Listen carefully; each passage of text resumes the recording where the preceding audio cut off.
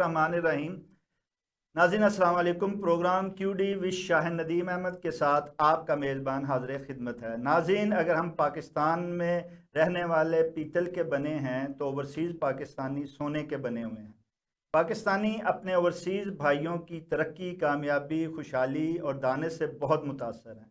یہ اوورسیز پاکستانی زیادہ تر خالی ہاتھ بیرون ملک گئے اور وہاں جا کر اپنی شب و روز محنت اور کوشش سے بہت زیادہ کامیاب ہوئے ہیں، اور انہوں نے نہ صرف اپنے خاندانوں کی معاشی بہتری میں مدد کی ہے بلکہ ان کے بھیجے گئے فنڈ سے ہمارے زر مبادلہ کے ذخائر بھی محفوظ حالات میں رہے ہیں۔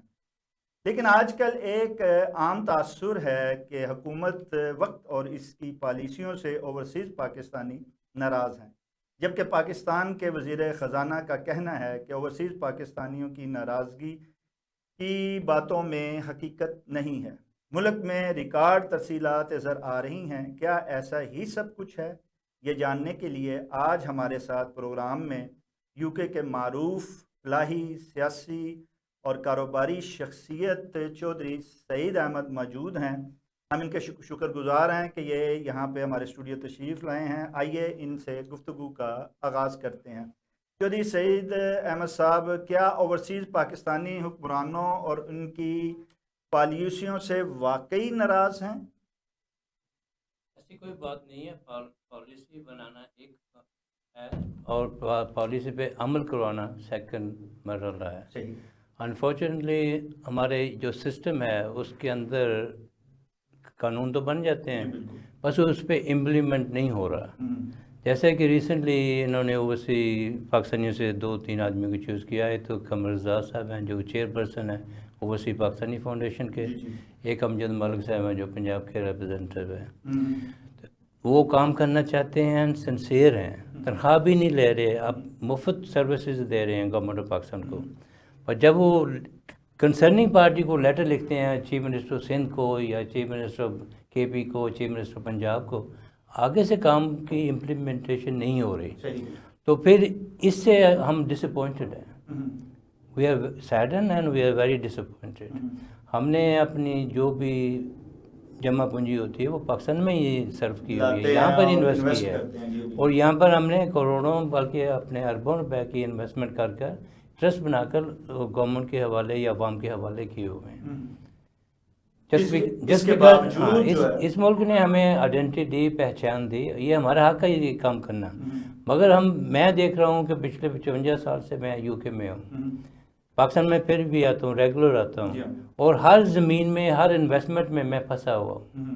قبضہ گروپ ہو، یہ وہ، اس کے پیچھے سیاستدان ہے اور اس کے پیچھے پولیس ہے، اور جب آپ کا کیس کورٹ میں چلے جائے تو 20-25 سال آپ بھول جائیں، کوئی فیصلہ نہیں ہونے والا۔ اچھا، آپ اسی لیے کہتے ہیں کہ وہاں اوورسیز جو ہے وہ اپنے جہاں رہتا ہے، چاہے انگلینڈ رہ رہا ہے، کینیڈا رہ رہا ہے، امریکہ، تو پھر اس حکومت کی ان پالیسیوں کی وجہ سے اور ان کوتاہیوں کی وجہ سے اور ان جو ہے وہ اوورسیز کو اہمیت نہ دینے کی وجہ سے وہ احتجاج کرتا ہے۔ دیکھو، احتجاج جو آپ کا مقصد ہے کہ جو احتجاج ہوتے ہیں، نہیں، احتجاج کرنے تک بیکار ہے، اس کا یو کے میں بیٹھ کر یہ جلسے جلوس نکالنا یہ بیکار ہے، ویسٹ آف انرجی ہے۔ ان کے پیچھے ایجنسیز ہیں اور ان کے پیچھے فارن گورنمنٹس ہیں جو ان کو کہتے ہیں کہ اس میں اوورسیز کا غصہ شامل نہیں ہے کہ جو یہاں آ کے وہ پریشانی مشکلات کرتا ہے، حکومت کی دیکھتا ہے، اداروں کی نااہلیاں دیکھتا ہے، واپس جا کے پھر وہ کہیں نہ کہیں اپنا غصہ نکالتا ہے۔ غصہ برقرار ہے، وہ کم نہیں ہوا، وہ ادھر ہی ہے۔ آپ جس جلسے جلوس کی آپ کر رہے ہیں نا، کہ جب کوئی پولیٹیشین یہاں جاتا ہے وہاں جلسے جلوس ہو جاتے ہیں، وہ آرگنائز کیے جاتے ہیں۔ ہماری ایجنسیوں کو بھی پتہ ہے ان کا فنڈڈ کون ہے، کون لوگ کر رہے ہیں اور کیسے یہ ہو رہا ہے، ٹھیک ہے نا۔ اس میں فارن گورنمنٹ بھی انوالوڈ ہے اس کو فنڈنگ کے لیے۔ I'm not talking about small money, I'm talking about tens of millions of pounds۔ ٹھیک ہے، تو وہاں آپ کہتے ہیں کہ یہ جتنے بھی احتجاج ہوتے ہیں، چاہے یہاں کے حکمران جاتے ہیں، چاہے یہاں کے آرمی چیف جاتے ہیں، یا اس کے علاوہ بھی جو احتجاج ہوتے ہیں وہ سارے فنڈڈ ہیں، اور کوئی نہ کوئی ایسی جو ہیں بیرونی یا ایسی خفیہ ایجنسیز یا ایسے خفیہ قوتیں جو ہیں وہ ان کی پشپنائی کرتی ہیں۔ ہماری ایجنسیوں کو سب پتہ ہے۔ ٹھیک، اچھا جب یہ سارا پتہ ہے جوئی صاحب تو پھر ان کے تدارک کے لیے کوئی کام نہیں ہوتا یا وہاں کے لوگ جو ہیں وہ بھی اس کی اجازت یا وہاں حکومتیں بھی اجازت دے دیتی ہیں اس بات کی؟ نظیم بھائی اس میں ایجنسیوں کے اندر بھی ایجنسی ہوتی ہے. ٹھیک ہے. جیسے آپ لگا لیں انٹر سروسز ہماری ہے اس کے اندر کوئی ایک ایجنسی تو نہیں نا, اس کے اندر بھی 15-20 ایجنسی ہیں.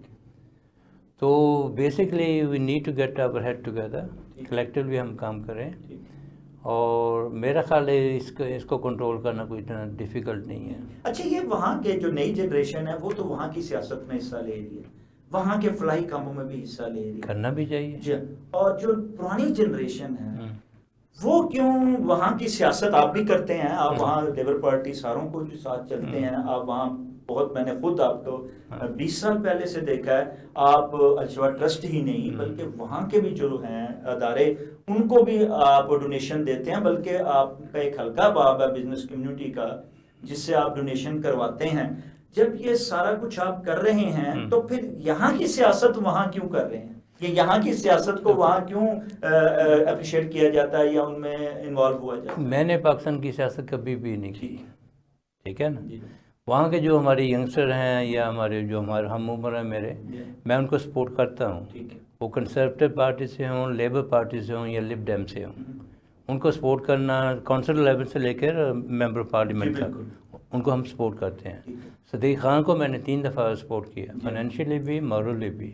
آپ نے وہاں جتنے مانچسٹر میں بھی لارڈ بنے یا کونسلر بنے یا بن رہے ہیں, آپ ساروں کو سپورٹ کرتے ہیں؟ بالکل میں نے سپورٹ کیا, ان کو وقت بھی دیا, ٹائم بھی دیا, کہیں فائنینشلی بھی, ہاں وہ ہم ان کے ساتھ ہیں, کبھی بھی ان کو لیٹ ڈاؤن نہیں کیا, کیونکہ دیز آر آور فیوچر. لیکن اس کے ساتھ ساتھ یہاں کے جو حکمران جاتے ہیں یا یہاں کے وزراء جو جاتے ہیں, ہم نے دیکھا نہ صرف ان کے وہاں پروگرام آرگنائز کرتے ہیں بلکہ ان کے لیے وہاں کھانے پینے اور کمیونٹی کے اکٹھی گیدرنگ کا بھی آپ نے اکثر جو ہے وہ کرتے ہیں. بالکل یہاں کی کرنے کی, جبکہ آپ کو تو ضرورت بھی نہیں ہے ماشاءاللہ, آپ کے اوپر وزیر اعظم سے لے کے اور پنجاب کے وزیر اعلیٰ تک کی آپ کی جو ہے وہ واقفیت ہے, اور سارے آپ کی سنتے ہیں بات, وہاں بھی سنتے ہیں یہاں بھی, اور آپ ملتے بھی رہتے ہیں ان سے. پھر کیا وجہ, ان کو سپورٹ کرنے کی کیا وجہ ہوتی ہے؟ دیکھو میں نے آج تک میں ڈیفیکلٹی میں ہوں, لاسٹ 25 ایئر سے میں ہر کاروبار میں پھنسا ہوا ہوں, اور میں آج تک کسی بھی پرائم منسٹر یا منسٹر کے پاس نہیں گیا کہ یہ میری ڈیفیکلٹی ہے, میری حل. لیکن آپ ملتے تو ہر دفعہ ہیں؟ ملتا ہوں, ان کو پتہ بھی ہے میں ڈیفیکلٹی, ٹھیک ہے, اور اس کے باوجود. اچھا کیا وجہ ہے, آپ ہیں, علامہ عظیم جی ہیں, چودھری طارق صاحب ہیں, یہ جتنے بھی وہاں کے بڑے بڑے بزنس ٹیٹونک جو ہیں وہ سارے کے سارے جو ہیں کسی نہ کسی پاکستان میں ڈیفیکلٹی میں پھنسے ہوئے ہیں, اور سارے ہی واقف ہیں وزیر اعظم سے لے کے وزیر اعلیٰ تک کے, اور یہ ان سے وعدے بھی کرتے ہیں ہم آپ کو ان پرابلم سے نکالیں گے. اب امجد صاحب جو ہیں وہ وہاں سے آئے ہوئے ہیں, اس کے باوجود کچھ نہیں کر پا رہے. تو آپ لوگوں کے مسائل کیوں نہیں حل پا رہے, حالانکہ آپ کو تو ووٹ کا حق بھی دے دیا گیا ہوا ہے؟ نہیں, ووٹ تو حق ہمارا رہنا چاہیے, کیونکہ we are Pakistani, we are more loyal to Pakistan than anybody else. آپ نے انٹروڈکشن میں کہا کہ ہم پیتل ہیں اور وہ سی پاکستان سونا ہے, میں نہیں کہتا, میں تو یہ کہتا ہوں جو پاکستان میں رہتے ہیں یہ گولڈ بھی نہیں ہے, یہ پلیٹنم ہے, یہ ہمارے ایسٹس ہیں. ہماری 67% properties, sorry the children are below the age of 26-27. They are our future, they are our assets. ہم نے کیا کیا ان کے لیے؟ کچھ بھی نہیں کیا. ہم نے ان کو ایک نیٹ پیکج دے دیا 2 روپے 2.5 روپے کا کہ بیٹے یہ لو 12 گھنٹے کا نیٹ ورک ہے آپ کے پاس, آپ فلمیں دیکھیں, ٹک ٹاک کریں, فلانا کریں, سوشل میڈیا پہ چلے جائیں. یہ ہمیں تباہ کر رہا ہے.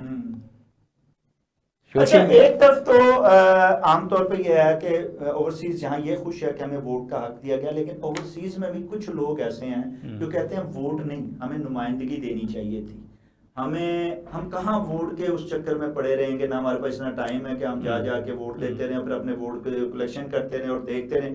یہاں جنہوں نے ووٹ دیا ان کو کون سا ان کے جو ہے رائے دہی مانی گئی, ان کو فیصلہ لیا, تو اوورسیز کیا کر پائیں گے؟ ان کو ہر پارلیمنٹ سے لے کے اور سینٹ تک جو ہے انہیں نمائندگی دیں تو زیادہ بہتر. آپ کیا کہتے ہیں کہ یہ چیز ٹھیک ہے؟ دیکھو اگر وہ 2-4 آدمی انڈکٹ بھی کر دیتے ہیں, جو ان کا فیوچر پلان بھی ہے اس گورنمنٹ کا, جو ان کو سینیٹر یا کوئی ممبر آف پارلیمنٹ بنائیں گے, اگر 2-4 آ بھی جائیں تو اس میں اتنا فرق نہیں پڑے گا. ٹھیک ہے. ہم نے جو پارلیمنٹ میں آلریڈی بیٹھے ہوئے ہیں لوگ، ان کو چاہیے، ان کو ریئلائز کرنا چاہیے کہ اوورسیز پاکستانیوں کے مسائل حل کرو گے تو فیوچر انویسٹمنٹ آئے گی. اگر ہم پاکستانی جو باہر بیٹھے ہوئے ہیں ان کی جو فارن ریمیٹنس ہے وہ 30-40 بلین نہیں ہے، یہ اوور 70-80 بلین ہے. ہنڈی کے تھرو بھی یہ کام ہو رہا ہے، اس کو بھی ہم کنٹرول کر سکتے ہیں. گورنمنٹ چاہے تو کنٹرول کر سکتی ہے، اور گورنمنٹ کرنا نہیں چاہتی کیونکہ میجورٹی آف دیٹ ہنڈی کاروبار ہے یہ ہمارے وڈیرے بزنس مین یہی کرتے ہیں. اسی لیے اگر اچھا یہ جو مسائل ہیں اوورسیز کے وہاں کوئی مسائل نہیں ہیں، وہاں ان کے جو نمائندے ہیں وہ حل کر رہے ہیں. کونسل سے لے کے پرسنل تک کوئی بھی معاملہ آتا ہے وہاں کیا کونسلر سے لے کے لارڈ تک جو ہے وہ ہر وقت دستیاب ہے عوام کی خدمت کے لیے. یہاں نہیں. اچھا یہاں کے لیے جب اوورسیز کمیشن کو فعال کیا گیا تو اس کے جو نائب چیئرمین ہیں امجد صاحب اور دیگر جو چیئرمین ہیں ساروں نے بڑے اعداد و شمار پیش کیے جی ہم نے تو اتنے لوگوں کے مسائل حل کر دیے. یہ کیوں نہیں سچائی کے ساتھ جو آپ بات بتا رہے ہیں، یا میں نے جن بھی اوورسیز پاکستانیوں سے پوچھی ہیں وہ کہتے ہیں کہ ان کے پاس نہ اتھارٹی ہے، نہ ان کے پاس وسائل ہیں، نہ ان کے پاس کوئی فنڈ ہے، نہ ہی ان کی کوئی بات مان رہا ہے. ان حقائق کا یہ ذکر کیوں نہیں کرتے، اور کیوں جو ایک اوورسیز ہے وہاں کا اور وہاں کا پڑا ہوا وہاں کے معاملات کو سمجھنے والا یہاں وہ بیٹھ کے کیوں وہ کام وہاں وہ کبھی جھوٹ نہیں بولتا اور عوام کو اپنے اندر کی رائے کا اظہار بتاتا، یہاں کیوں نہیں بتاتے؟ ندیم بھائی میں آپ کو مثال دیتا ہوں کہ میرا اپنا کیس ہے. 4 ایکڑ لینڈ ہماری جو میرے والد نے 1992 میں خریدی تھی. وہ انہوں نے ملک اسد اسکندر نے اس پہ قبضہ کیا. وہ 20-22 سال اس پہ جمعہ بازار اور اتوار بازار لگاتا رہا. گورنمنٹ نے کچھ نہیں کیا ہمارے لیے. کئی گورنمنٹیں آئیں، کئی واپس چلے گئی. کورٹ میں 2 دفعہ میں نے کورٹ ون کیے. کورٹ کے آرڈر ہونے کے باوجود آج تک ہم اپنی زمین حاصل نہیں کر سکے.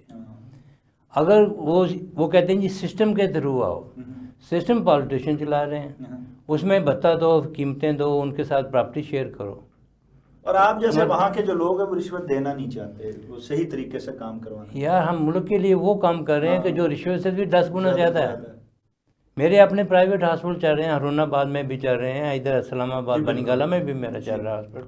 فری آف کاسٹ ہم لوگوں کو ٹریٹ کر رہے ہیں. کروڑوں روپے اپنی جیب سے بھی لگا رہے ہیں. ہم بھی کسی پہ احسان نہیں کر رہے. جو اللہ کا رزق دیا وہ اسی سے ہم لگا رہے ہیں. ٹھیک ہے نا. مطلب اس کے باوجود ہمارے ساتھ یہ ٹریٹمنٹ ہوتی ہے، we are treated like a criminal. 5 سال کوئی کورٹ کے. اور اس کے بعد یہ کہا جاتا ہے کہ فورن انویسٹمنٹ نہیں آ رہی اور فورن جو ہے وہ فنڈنگ نہیں ہو رہی، اور وہ آ کے یہاں جو ہے وہ کاروبار کیوں نہیں کر رہے. سر فارن انویسٹمنٹ اس وقت آئے گی جب ایٹماسفیئر ایک ماحول آپ کریٹ کر کے دو گے ان کو. ہر ہرڈل پاس کرنے کے لیے آپ کو رشوت دینی پڑتی ہے، ہر فیورزم چلتی ہے. اس طرح فارن انویسٹمنٹ تو نہیں آئے گی. اچھا جب سفارت خانہ وہاں کا پاکستان کمیونٹی کے لیے کچھ نہیں کر رہا، اوورسیز کمیشن بھی کچھ نہیں کر رہا، تو اوورسیز پاکستانی جو ہے وہ پھر ان کو کس نظر سے دونوں اداروں، 2 ہی تو ادارے ہیں، وہاں وہ سفارت خانے کو دیکھتے ہیں، وہاں دعائی دیتے ہیں، اور وہاں آپ جائیں تو شکایات کا انبار ہے. یہاں آتے ہیں تو اوورسیز کمیشن جو ہے وہ ویسے تو اعداد و شمار بڑے دکھاتا ہے، لیکن یہاں بھی وہ کہتے ہیں کہ ہمارا کسی ایک کا بھی مسئلہ حل نہیں ہوا، کوئی ایک بھی جو ہے ایم پی اے پکڑا نہیں گیا، کوئی ایک بھی ایسا مجرم جس نے ہماری جائیداد پہ قبضہ کیا اس کو لٹکایا نہیں گیا. میں تھوڑا سا اس سے ڈفرینٹ کروں گا. لندن تو خیر جو آپ کا مین جو ہائی کمشنر ہے وہ تو صرف آپ کے پولیٹیشین کی خدمت کرنے کے لیے رکھا گیا ہے. میں آپ کو مانچسٹر کی مثال دیتا ہوں کہ رات کے 12 بجے کوئی ایمرجنسی ہو جاتی ہے تو 12 بجے بھی وہ بیڈ سے اٹھ کر آپ کا خدمت کرتے ہیں. وہ کام کر رہے ہیں جو ان سے ہو سکتا ہے، جو ان کی ڈومین ہے اس کے اندر رہ کر وہ جو ہیلپ کر سکتے ہیں وہ کرتے ہیں. ٹھیک ہے. کونسلیٹ آپ کہتے ہیں help council general is very مطلب کہ بہت اچھے ہیں، مطلب بریڈ فورڈ کے ہوں، گلاسکو کے ہوں، یا برمنگھم کے ہوں، یا مانچسٹر کے ہوں. جو ہائی کمیشن ہے وہ کہتے ہیں صرف سیاسی خدمات کے لیے بیٹھا ہے پورے کا پورا. Majority is like that. تو پھر کیسے معاملات جو ہیں وہ چیز کے حل ہوں گے، اور کیسے اگر ایون اگر ہائی کمشنر لندن کو بھی دیکھا جائے، سول سرونٹ وہی یہاں سے گئے ہوئے نا، وہاں جا کر وہ 10 time better as human being than here in Pakistan.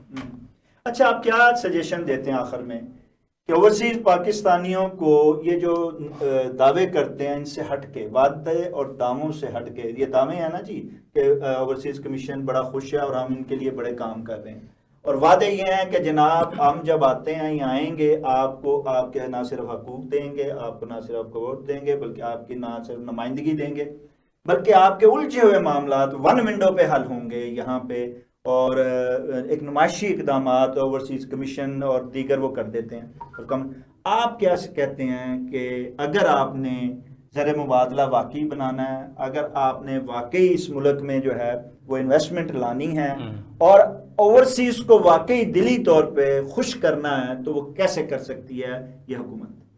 دیکھو پچھلے 20-21 سال سے میں نے ایک لینڈ اسمبلی کرنے کی کوشش کی ہے اسلام آباد میں، اور 20-21 سال سے میں کورٹوں کچہریوں میں پولیس اسٹیشن میں جا رہا ہوں، اور میں سالانہ 6 سے 8 ٹرپ پاکستان آتا ہوں. تو ان میں کیا کرتا ہوں، بجائے کہ میں اس کی ڈیولپمنٹ کا دیکھوں، میں پولیس اسٹیشن میں بیٹھا ہوتا ہوں، میں کورٹ کچہری میں بیٹھا ہوتا ہوں، میں ادھر سے اپلیکیشن دے رہا ہوں، ادھر دے رہا ہوں، اور قبضے زمینوں پہ ہوتے ہیں، آج بھی ہیں.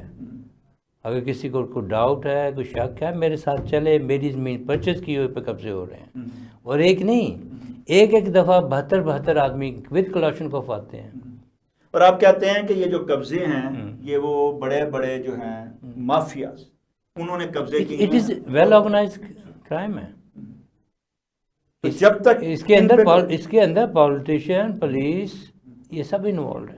آپ کہتے ہیں جب تک داد رسی نہیں ہوگی اوورسیز کی، اوورسیز سے یہ امید رکھنا کہ وہ خوش رہیں گے یا زبانی کلامی یا وہ انویسٹمنٹ کریں گے. پاکستان میں کوئی بھی انویسٹمنٹ کی نہیں سوچ رہا. باتوں کی حد تک ہمیں کچھ نہیں چاہیے، ہمیں پریکٹیکل چاہیے. اب ٹائم ہیز کم کہ we have to do something practically.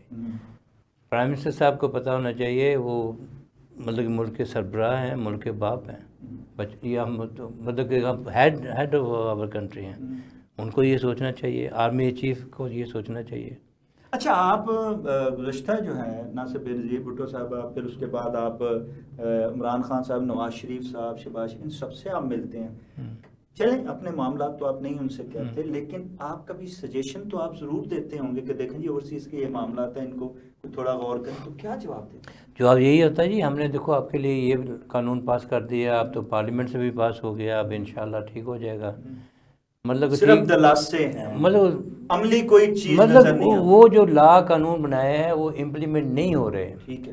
اگر آپ نے ایک آدمی کو پوائنٹ کیا ہوا کہ یہ آپ کی رسپانسبلٹی ہے، you have to take care of the overseas پاکستانیوں کے جو میٹرز ہیں ان کو آپ نے خیال کرنا، فوری طور پہ. اگر وہ جینیون کام ہے، کام کیوں نہیں ہو رہا؟ ٹھیک ہے.